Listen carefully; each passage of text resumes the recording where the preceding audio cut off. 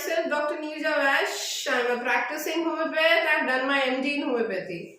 Right now आजकल जो मौसम चल रहा है सारे लोग परेशान है, मैं खुद भी इससे परेशान हुई थी।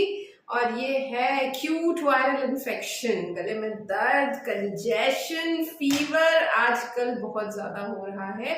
नाक बंद है, आवाज नहीं निकल रही है, तो क्या करना है? गर्म पानी पीना है, गर्म पानी पीना है और होम्योपैथिक मेडिसिन का सहारा लीजिए, बहुत जल्दी रिकवर कर जाएंगे। एंटीबायोटिक से बहुत सारे लोग रिकवरी चाह रहे हैं लेकिन पूरी रिकवरी नहीं हो पाती है।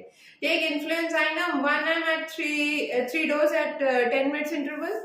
And second medicine, mother tinctures I'll be telling you, that is like eucalyptus mother tincture. Eucalyptus वही है जो पेड़ जिससे विक्स बनती है और बहुत लंबे लंबे पेड़ होते हैं उसके। और eucalyptus mother tincture with chirata mother tincture and belladonna mother tincture. Add all these three in half cup of water, 20 drops of each in half cup of warm water. Take it at 1 hour interval. You will be fine. Absolutely, and it will take another 1 or 2 days to get over to your illness, but इससे काफी फायदा होगा आपको। So I'll be back with another video on acute or chronic infection.